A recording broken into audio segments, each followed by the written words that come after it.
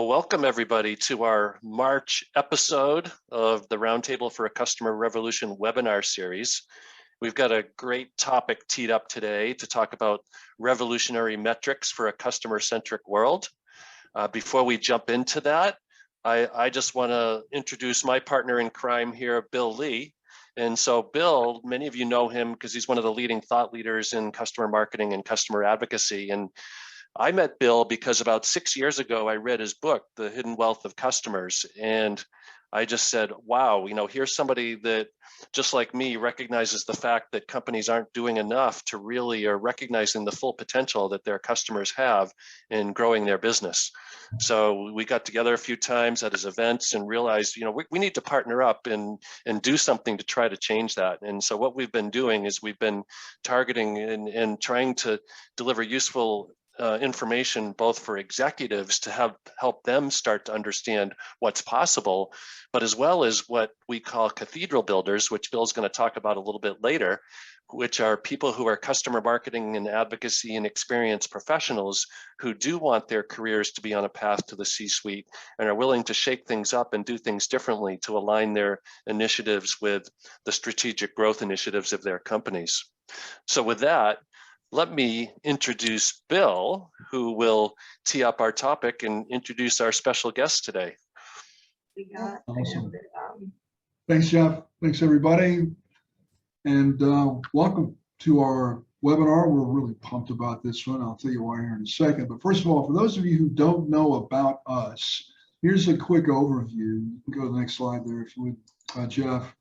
These are the founders of the Roundtable. What is Roundtable for a Customer Revolution? Here's the founders.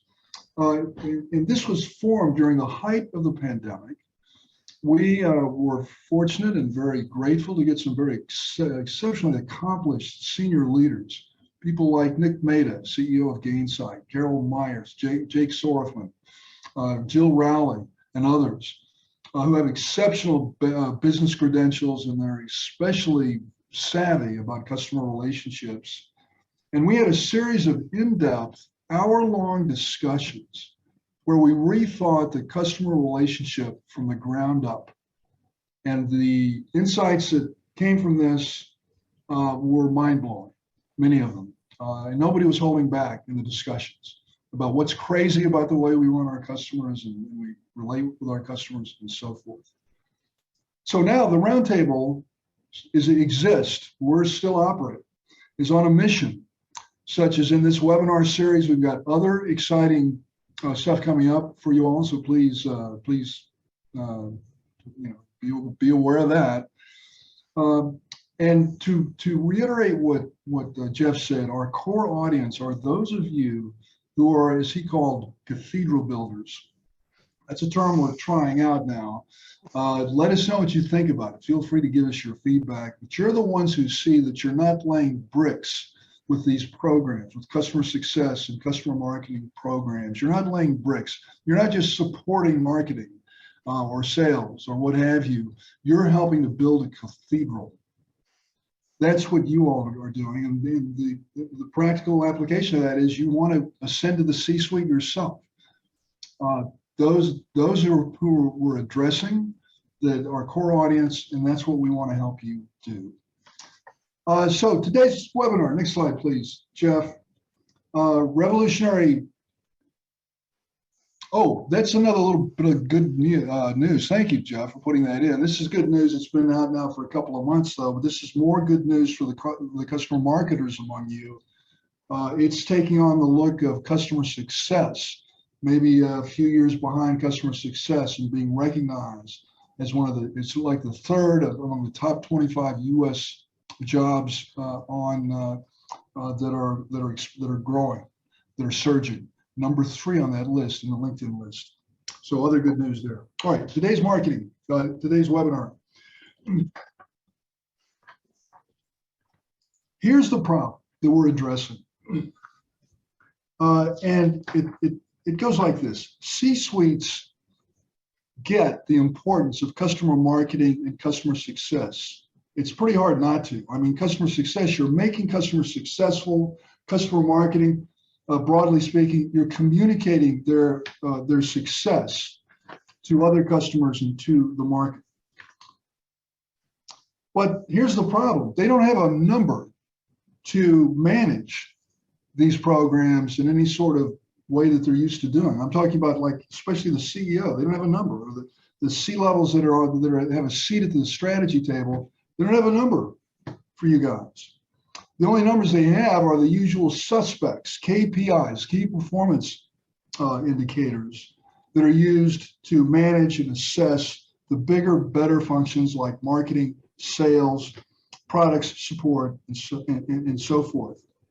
So CM, customer marketing, customer success, winds up supporting these other larger, higher budget functions. Here's the problem. These higher level functions are broken, or they're breaking. Here's an article recently in the Harvard Business Review by Brent Adamson.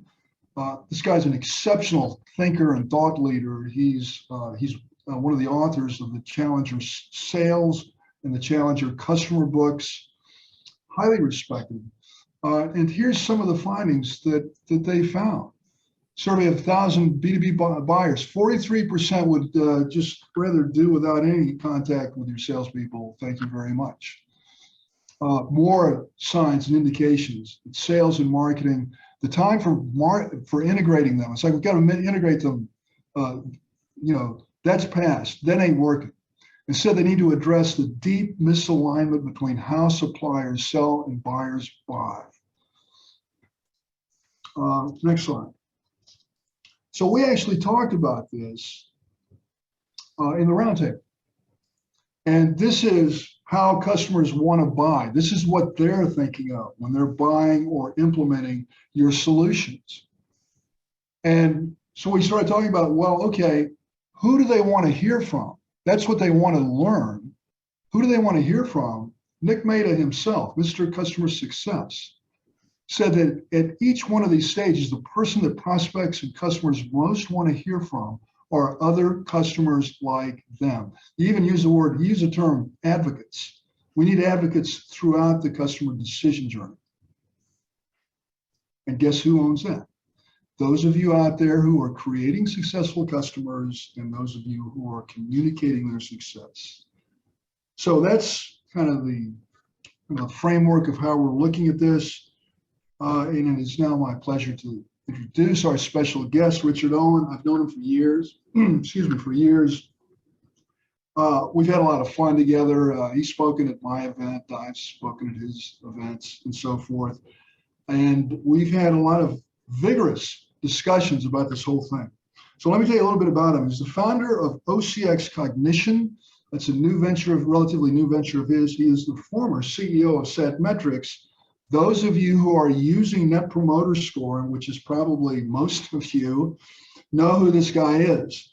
He's the one, Satmetrix, operationalized Net Promoter Score. He's also the author of Answering the Ultimate Question, a playoff on Fred Leichel's great book.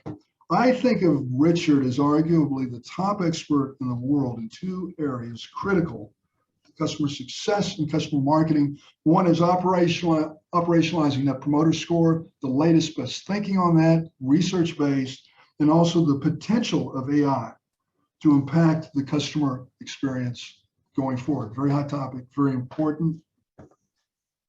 Richard, I'm going to kick it off here. What did you think of my gerrymad about this whole KPI thing, marketing, sales? We're still doing it the same way we always do it. It's getting increasingly inefficient. What do you think of that? And what should KPIs be done away with, or should they be accommodated or adjusted? What is your position on that, sir? Well, first of all, Bill, thanks for the invitation. It's great to be here, and thanks for your generous introduction. Let me say this. It's interesting when you see another piece of work come out and say, look, we're not selling to companies the way the companies want to buy. We're missing the fact that within the marketing hierarchy, and this is not exactly news, within the marketing hierarchy of message, customer message has always been at the top. You know, if you generally think about how people respond to marketing message, customer message number one, data is number two, you kind of get to something like vision statement, which is what we all think marketing is, saying we're the greatest in the world, we're the world's leading XYZ, is a poor third. And so companies are hardly waking up today to go, oh my goodness, customer advocacy is a powerful marketing tool. It's been well established for a long time. This disconnect, is it getting more pronounced? Well, I would argue it is getting more pronounced. Partly that's because of the saturation of marketing dollars across just about every form of medium. So it's not been enough for companies to invest heavily in marketing. They have to double down on that investment because they're getting less and less effectivity from traditional marketing, so they spend more and more. And that makes the most effective part of marketing, customer advocacy, even more valuable, but still somewhat neglected. So to answer your question directly, we're starting about metrics.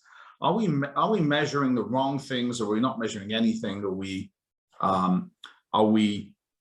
focused on the wrong areas? Well, here's a starting thought. Every single revolution in industrial behavior, and you're talking about a customer revolution, so let's put that in the bucket. Every single revolution of productivity that's occurred pretty much in history has been accompanied by a revolution in measurement, I should say. A measurement revolution. If you think to the Industrial Revolution, it was actually the availability of cheap clocks that enabled you to actually sell people's time. You could clock in and clock out. And that was instrumental in the nature of the Industrial Revolution as it occurred in England. And I was a young boy when that happened, Bill, so my recollection is kind of vague. But the new revolution in measurement needs to accomplish a revolution in customer management. And it's not necessarily whether a KPIs are a good idea or a bad idea, as much as two core questions. One is, are businesses actually running their companies according to the metrics and data? So if they measure things, are they doing anything with that measurement? Or is it just a vanity effort? And secondly, are they measuring the right things? Have they fine-tuned it? I suppose you could make an argument that says you can measure the right thing but set the wrong calibration for it. So you can say I'm measuring all the right things, but my goals are too low to make a difference. But I think those are the broad categories of challenge. Yeah. By the way, this is everybody participates in our discussions here. If you've got questions or comments, feel free to communicate through chat. So let me ask you this, Richard. What do you agree with the HBR article? And many of us, I've been saying this myself, so has Jeff. Don't we need to be doing a better job of measuring whether we're giving customers what they need through the customer journey? And why aren't we doing more of that? Are we doing more? Are you doing that with your clients? What's the kind of the situation right now? Well, so I'm gonna talk about a fairly narrow view of the universe, and this sort of comes from the measurements of customer experience space, which is all I'm sort of qualified to talk to. So getting on 20 years ago, Net Promoter Score was created as a measurement tool, and it caught the attention of a lot of executives because they wanted a quantifiable way to understand their performance as a business. And this seemed a very credible way of doing it. There was a pretty well-established link between Net Promoter Score and a whole series of financial benefits. So a lot of companies jumped on it and they started measuring it. I think that there were a couple of really profound impacts associated with that for the first few years. I think a lot of companies who were first into that measurement framework learned a lot about themselves. They learned some things that they didn't necessarily want to learn, rather painful lessons about their real health. They made steps to address it. They held teams accountable. They made changes. So there was a genuine improvement. I think that as more and more companies adopted it, you saw later adopters increasingly adopted as a vanity metric. They want to be able to say it's happening. They put it up there. It's a number. Their measurement techniques are just terrible. If they, you actually have chief financial officers talking about it in earnings reports when they don't even understand what's in the number, let alone whether that number is an accurate reflection of their business. And so that's natural migration curve from early adopters to late adopters.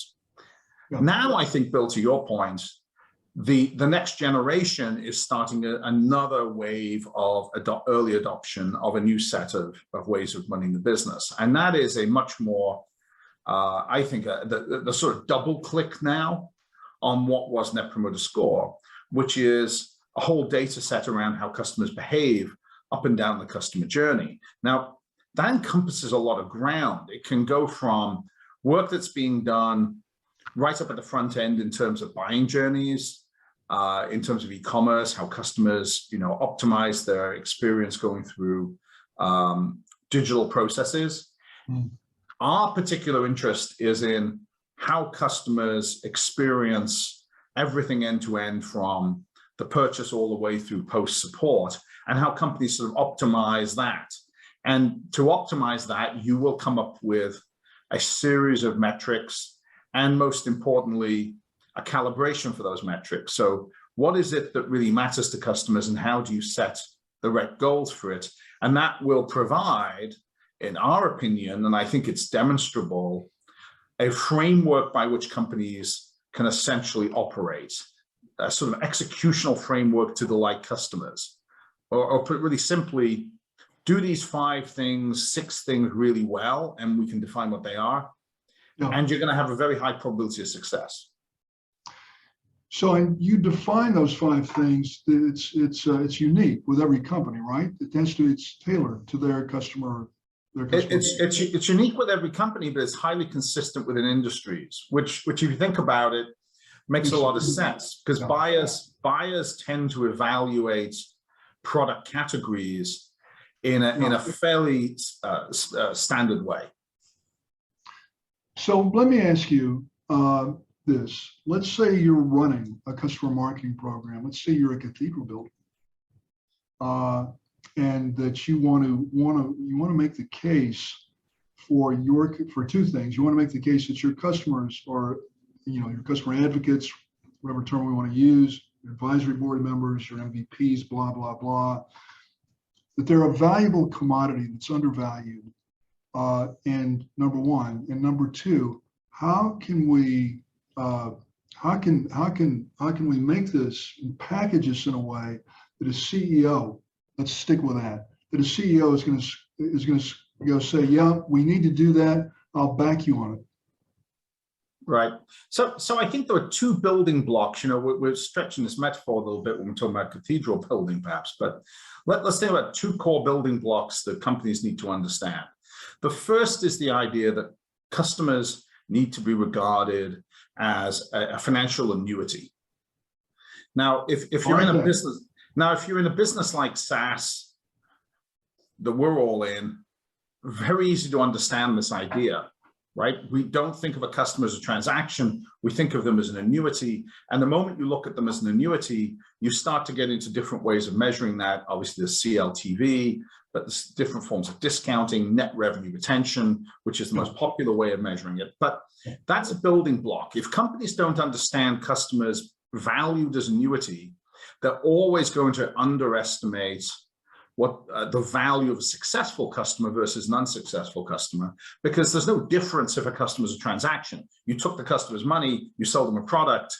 If they're a great promoter of yours or a detractor, unless you think of them as an annuity, financially there's no distinction. So that, I think, is a critical building block for any company.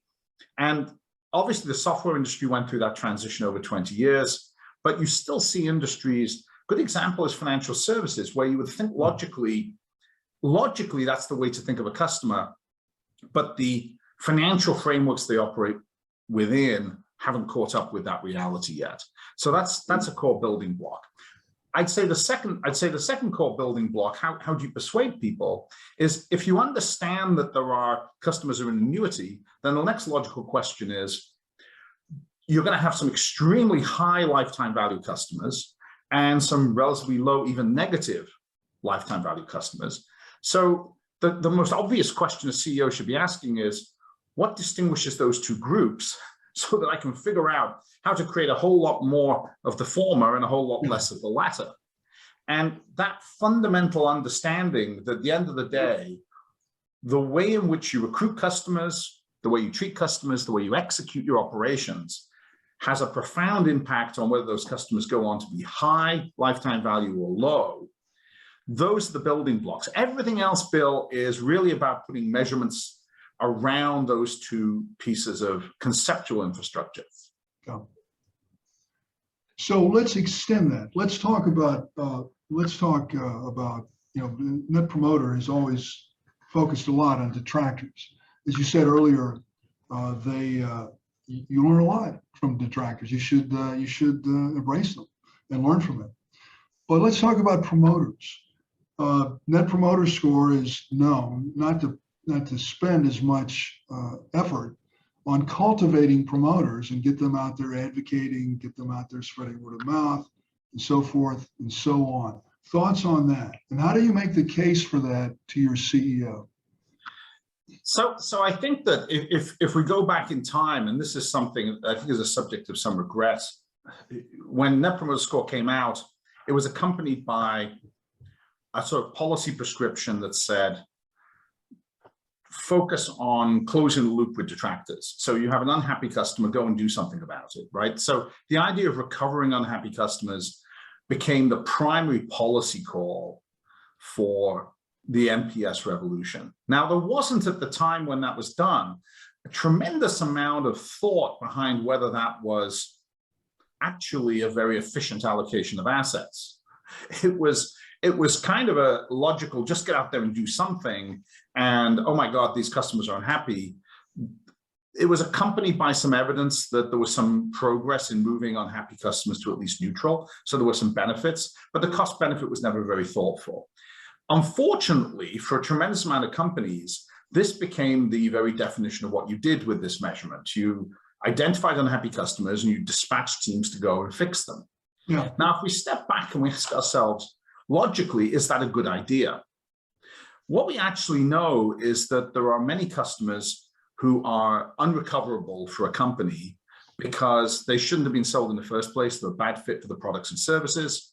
And companies will invest a large amount of assets trying to recover them, and that's not a good use of those assets. In fact, it's not even desirable that at the end of the day, the customer is recovered. Yeah. On the other side, to your point, customers have largely neglected what they're learning from their advocates, from the customers who are the best fit, the most powerful promoters. They fail to understand why that's the case. They simply assume that customers are loyal because of reasons that they always thought, well, our product's great, our people are great, and they don't bother to go and find out why customers are actually loyal. And more importantly, they don't necessarily figure out what to do with those loyal customers. They don't really know, because at that point, we shift from the world of customer experience management and into the world of marketing. And that's where marketing departments are falling over. They're not picking up that asset that the company has and figuring out how to capitalize on it. So I think that's been the challenge for a long time now, a fixation on detractor recovery, no matter what the economic argument for it is, and an almost sort of blind spot when it comes to promoters. So I issue this challenge to everybody in this call. There is your path to open a dialogue with your C-levels, with your CEO, for those of you bold enough to open a dialogue with them. Let me show you the value. And we've created what we're calling a crush list about how customer advocates, to use it in the broadest term, are doing amazing things to address difficult growth objectives. For example, Zoom, when they started business, they had zero marketing budget. They couldn't get funding. And Eric Wan said, it makes no sense to do marketing anyway at this stage. We're just going to focus on creating advocates. And that is what launched them eventually into market leadership. Or SAS Canada. That's one of my favorite all-time examples. It's in our Hall of Fame and so forth and so on. They were having problems with retention. And they were contemplating a big, expensive marketing campaign to let people know we're keeping up with their needs. They were rebranding and so forth. And a very alert customer marketing manager said, I think our customer champions That was their name for their kind of elite customers, their cathedral builders. And so, long story short, 50 of them put on something like, I'm going from memory now, but something like 20 events in 13 cities. This is before the pandemic. 20 live events, 13 cities, 2,000 people attended, retention rates restored, fully restored. And we've got an example, at this point, we've got dozens of examples of these to inspire you the heights you can go with your customers to really, to really solve difficult growth objectives that has your C-suite worried. And I issue that challenge for you. And I think it's a very opportunity, it's a great opportunity. Here's something that you can communicate to your C-levels about. They're gonna be very interested in. And so I've Richard, been talking a lot. So we've got a question for Richard. Howard. Yeah. Howard, good to see you, man. Do you see co-creation as a likely outcome of companies rethinking what to do with their advocates? Howard, you want to clarify a little bit? What do you mean by co-creation? Is that like kind of it's a very common term. How are you meaning it specifically? Well, the way I would suggest that you could lean into that is by bringing, if the goal is to find a new way to get closer to the customer, you pull the customer into the creation process within the company, right? You pull them in early in the process, and you keep them engaged so that as products get launched, rather than it being the company's products that are being put in market, it's everybody's baby, right? It becomes something that it becomes a self-fulfilling advocacy, I guess, is what I'm trying to say with it. That's what I'm suggesting, and I'm really asking Richard if he thinks this is a likely outcome, that we'll see more of this. Yeah, thanks, Howard. Richard, comments? So I think that once you start to think in terms of how to best capitalize on the asset you have around your best customers, I think it does draw you into a whole series of things that you might do differently. Let's take product in the broadest possible definition to include all forms of the experience and service that people actually go through as customers, right? So we are to some extent co-creating the sort of optimal service paths. What is it that customers would like to see you work on to create the best possible execution? And so that's, on one hand, I agree with you that it leads you to asking your best customers to at least validate your thinking. The flip side, I think, is, it's the old adage that you ask customers, they'll tell you they want faster horses, right? I think you have to be very careful that customers typically don't see breakthrough innovations until you present them back. So I always think companies should be looking at why customers are delighted, breaking that down, verifying it with them, enabling that to prioritize operational execution, but not necessarily believing that that's going to result in breakthrough innovation. I think innovation is a different process and probably runs parallel to it. And I think your best customers can react to innovation, but they're not necessarily going to prompt it. So operational execution, yes. Innovation, no. Yeah, so just to follow up real quick on that, when I did this years ago, what I realized was you have to educate customers in the art of the possible before you ask them the question, what would you like next? Because of the answer that you just discussed, which is I'd like faster horses, right?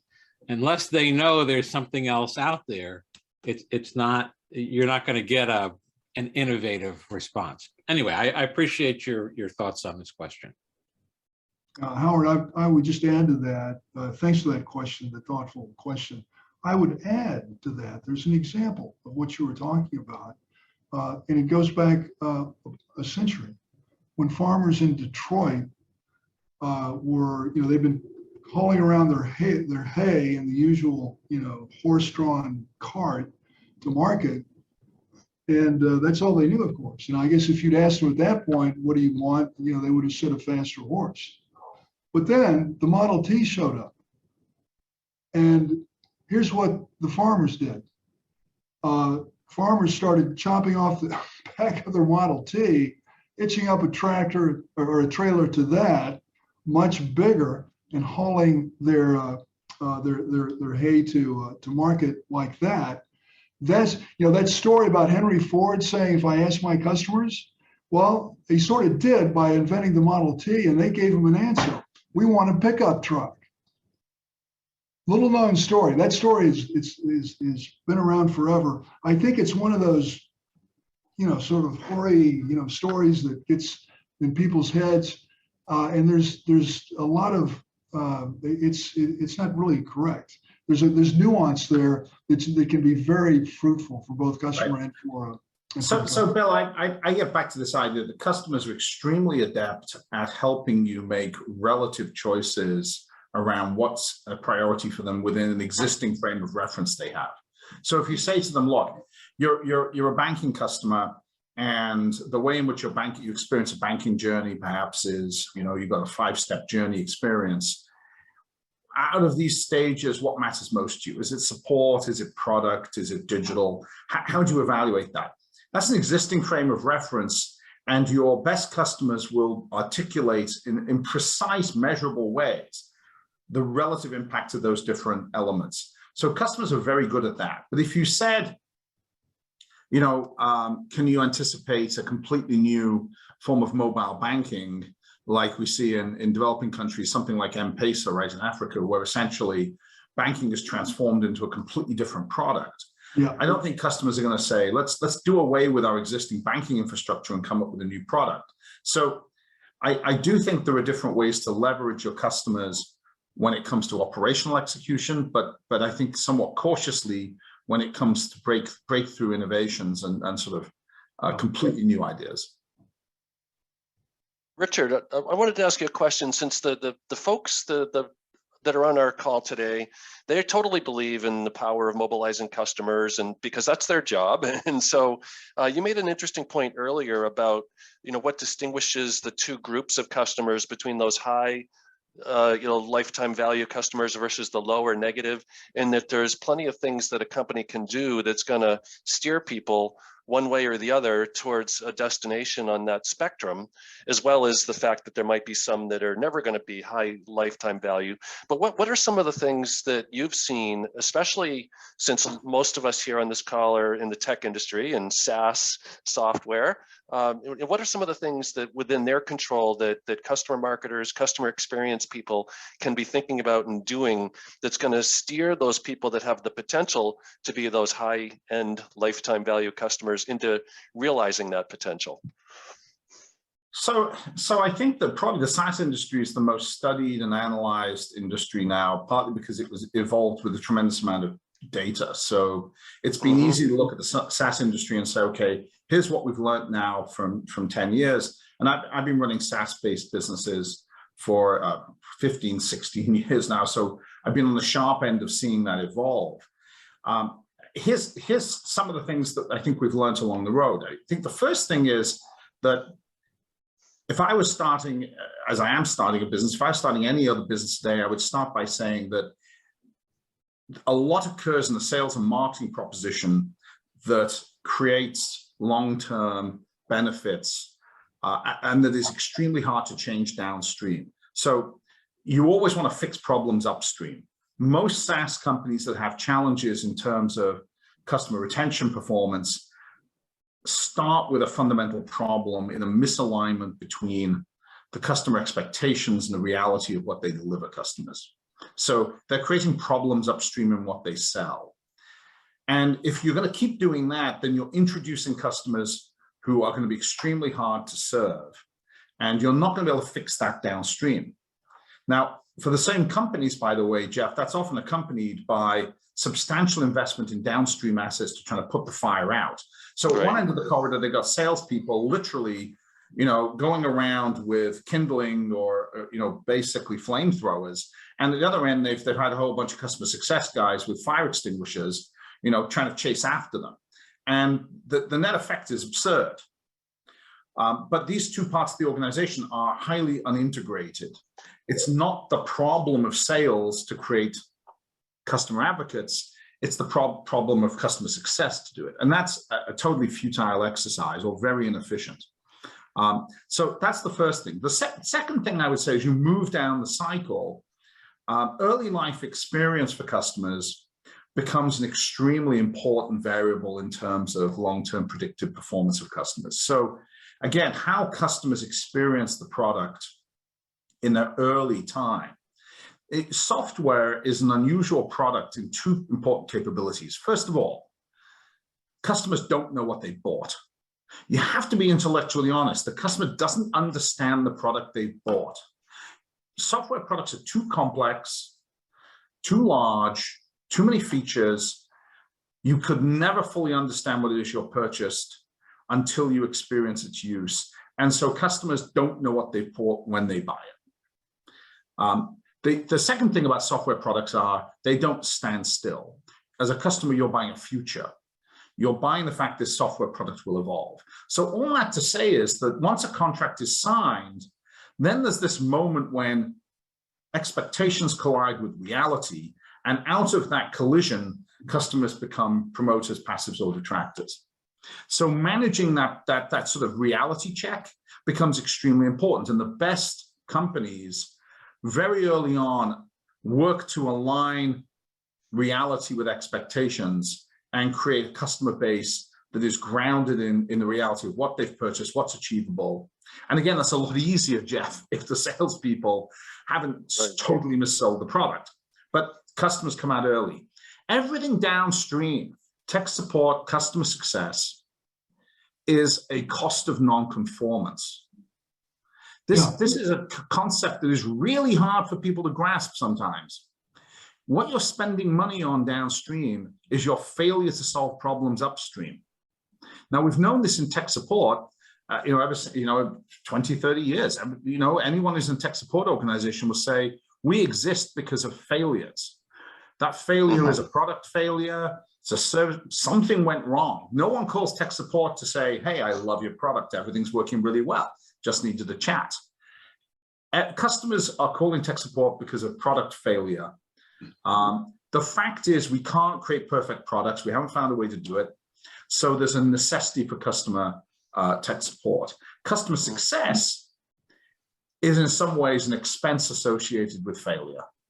Why do you need somebody to call you up and say, are you getting good value out of your product? Are you using product features? Why is it that these product features aren't more intuitive? Now, again, I'm not naive. We'll never get to a point where we completely eliminate the need for this, but and there's some high value activity goes on in these functions, which is useful, but way too much of this is literally going around with fire extinguishers, and companies need to rethink the nature of their acquisition efforts, the nature of their onboarding efforts, and how they deal themselves a winning hand so that downstream they can be much, much more efficient. Go ahead, Jeff. I was just going to say, I think Barbara Thomas here, our friend, asked a very good question, I think, that segues nicely from what I was just asking, which was about, we teed up this webinar as the revolutionary metrics. And so as you think about what it is that companies can do to fill that failure gap or that collision between expectations and reality, what are some things that companies should be measuring? What are some of these revolutionary metrics that we should be measuring around the customer experience? So I think what we need to reorientate ourselves to is the idea there is no silver bullet, right? And this is, a man saying guilty as charged, right? The one number you need to grow, which by the way came from Harvard Business Review editors, not necessarily from anyone who worked on the project, kind of almost screams this is a silver bullet. And I think that's great for marketing a concept, but lousy as an implementation philosophy. What we need, in fact, is to adjust to a world where we have a suite of effective data metrics that in combination enable a company to operate at very, very high levels of performance. And the question is, what should be in the suite, right? And to some extent, everything is a disaggregation of customer lifetime value. We have the CLTV idea at the top of the pyramid, which is the ultimate financial metric, often too hard for companies to calculate. So it gets disaggregated into elements like net revenue retention. But when it comes to the experience, we have NPS. And what we want to do is now we need to disaggregate that into a series of operational variables that companies can execute against, a recipe for success, a formula companies can drive to.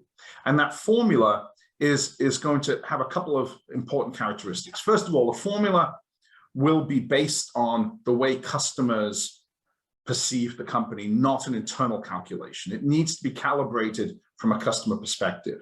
So these are the measures that define how customers respond to your business. And this is the calibration customers attach to it. For example, saying shipping the product is an important measure for most people who are in manufacturing. Okay, well, a customer definition of a shippable metric might be the cycle time from an order to deliver at my doorstep, not the cycle time in manufacturing, not the cycle time from the factory gate to the customer, but complete cycle time. Now, you're selecting the right metric design. Secondly, you're determining how important that metric is relative to other things you measure in the business. Does a customer value reliability and accuracy of shipment information? How do they value that relative to quality of the product in early life experience? How do they value that relative to ease of purchasing or digital support up the buying cycle? So you create metrics and you put them across the journey in the way in which the customer perceives those metrics. And then you calibrate them, Jeff, because at the end of the day, what's the performance level that's needed? You know, when I was last in manufacturing, you could ship somebody a product in 2 weeks and they thought that was a great result. That's laughably long today. Amazon has totally distorted our view of shipping. Now people think it takes 24 hours and it's slow. So the metric hasn't changed. We want to measure ship performance. What's happened is the acceptable calibration has changed. So this is what we think of as the operating formula for a company. And the most successful companies, and I'll emphasize this, understand what that operating formula is, how to calibrate it so that they create great customer outcomes, and then they hold the organization accountable for it. Now, that final part is tricky because we've had 50, 60 years of thinking in functional silos. And now you're going to tell the organization that this formula for success is inherently cross-functional. It doesn't lend itself to simple, closeted functional execution. And so it requires quite a rethink in terms of how companies align incentives amongst executives, for example. Well, that's an example of where you would look for the 20%, the 15 to 20% we were talking about earlier. That's where you'd start. These are kind of like early adopters. I think that if you look at the evolution of measurements in companies, the early adopting companies started by measuring CX. They used measures like NPS. Now they've started understanding how operations drive those outcomes. Then they've started calibrating those metrics correctly from a customer perspective. And now they're moving on to getting cross-functional teams aligned around achieving legitimate multifunctional responses to the problem. And that is the 20%. So, and I'm assuming that's how you're growing your business. That's our focus, right? Yeah. We're as a startup, we're always interested in the people who are trying to push the envelope, because that's why startups exist, to provide radically superior solutions. And that tends to go to early adopters. Yeah, so that would be a sage piece of advice for those who are looking to ascend with your skills with customer marketing, customer success. One question, we've got a question. Let me just work this in here, Jeff. Mark, you've been very patient, buddy.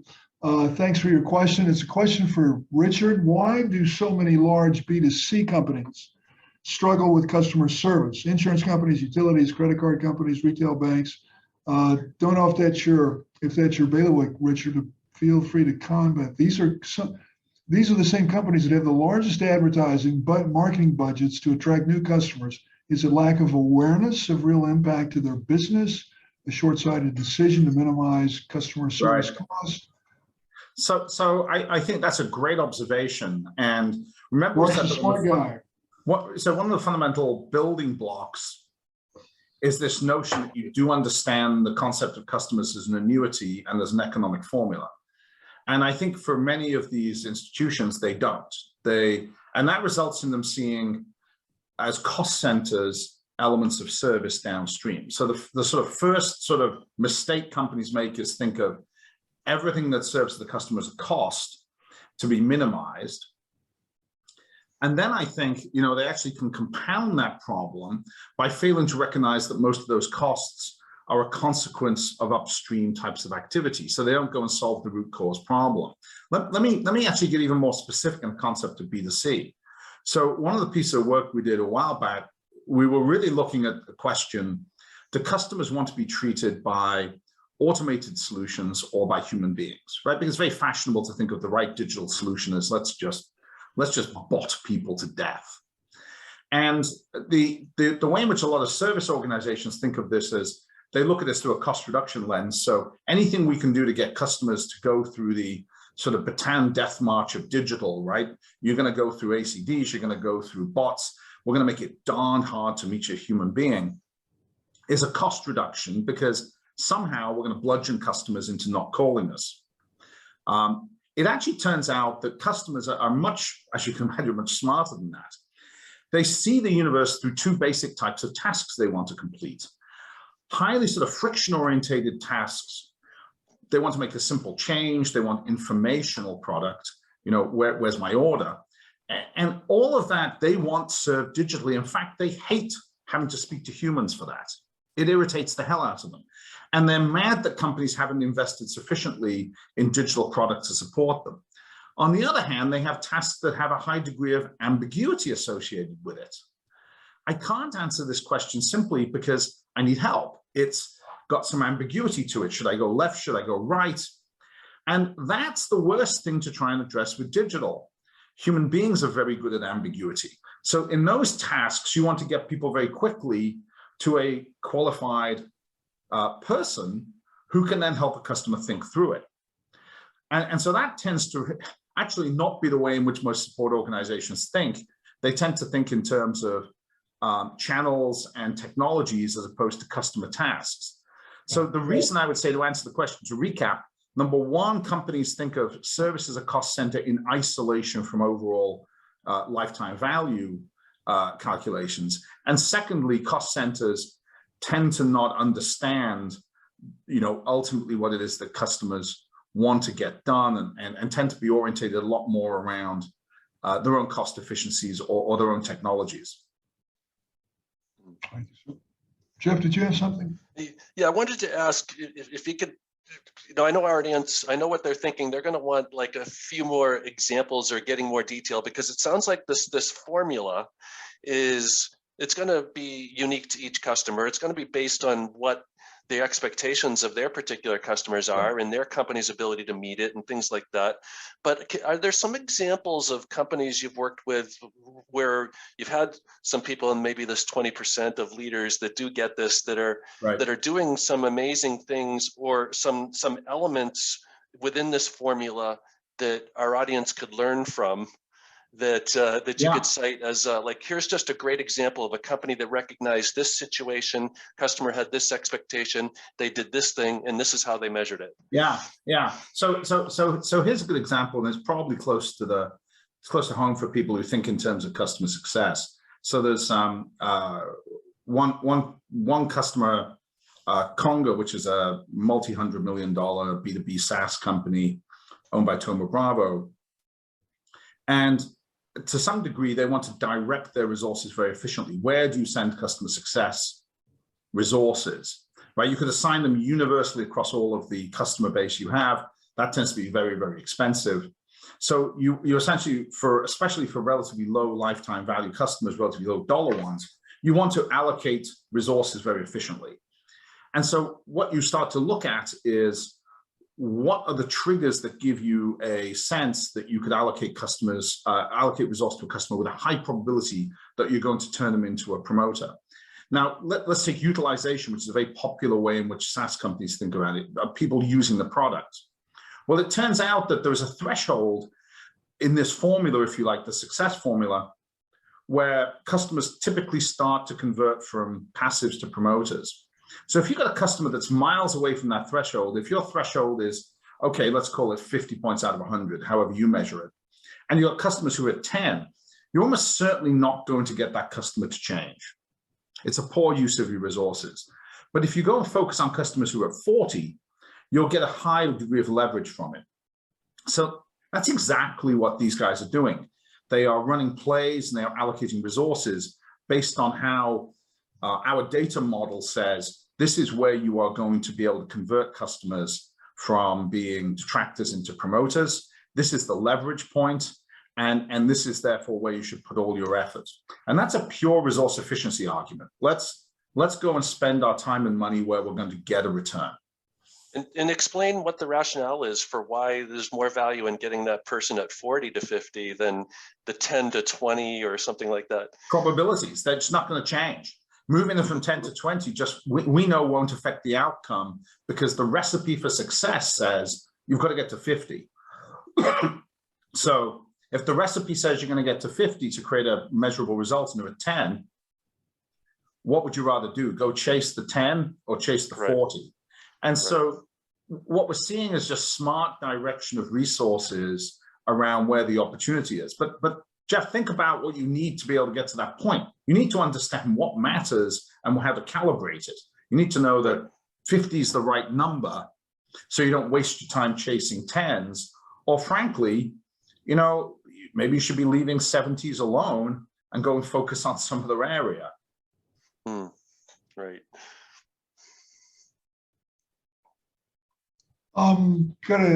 There's a comment that Rebecca made. I want to share that. She doesn't like the cathedral builder phrase that we were using earlier. It sounds religious, which is not appealing. And we have occasionally gotten that response. And just to clarify, that's why we're still kind of experimenting with it, number one. And number two, we certainly don't mean it that way. This is not a religious organization or anything remotely related to that. It's more about these magnificent structures. This was high architecture back in the Middle Ages, cathedrals, and these beautiful cathedrals still, they have this enduring quality about them that is inspiring, and that's where that comes from. It doesn't come from any sort of religious reference. So, thank you for your comment. There's a couple of great observations, questions come through, and guys, I'm conscious of our limited time, so it might be that some of these, if people want to ask questions, we want to follow up offline. Obviously, I'm happy to take questions later as well. I thought that I noticed that I think Kaylee Basket had mentioned something about calibration. How do you actually create that sort of calibration and scale? And I can tell you how we do it. We actually do it algorithmically. We capture customers' relative priorities, and then we essentially create a machine learning algorithm that replicates the way they think. And so we algorithmically generate both the most important operational measures that impact customer experience and also calibrate how customers respond to it. So, it sounds very science fiction-y. We create a machine that thinks like your customer. Of course, like all things in technology, it's not quite as dramatic as that, but it's just machine learning. And I think Alison made the comment that we seem to be pairing customer journey with measurable outcomes. What do you think the barrier is to just creating them alongside each other? Not sure I fully understand. I understand the question here, but I do think that mapping, I'll try this, mapping measurable operational elements to the customer journey is, I think, the way in which companies find paths to execution. So if you can't turn your customer journey into operational measures, companies can't process that information usefully because the way they execute is through operational measures.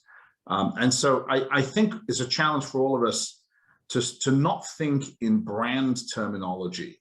Are we easy to do business with? Is a great concept, but we want to be much more precise if we're going to get large organizations to execute. What exactly do we measure? And how do we measure it? And how do we hold people accountable for it? Because if you can't turn it into hard numbers that can be executed, then essentially companies don't know how to execute. They're stuck with generalities or very high level concepts, which are hard to hold accountable organizations. And Richard, I can clarify a little bit please. on that. It was a bit of a loaded question, and kind of pointing out that I think the customer journey maps are created in a vacuum oftentimes. And it came to mind when you mentioned the upstream versus the downstream analogy, that why are we not upstream when we're creating this journey map or this customer experience with checkpoints along the way that have quantitative that's tied into the qualitative? I just haven't seen it as often.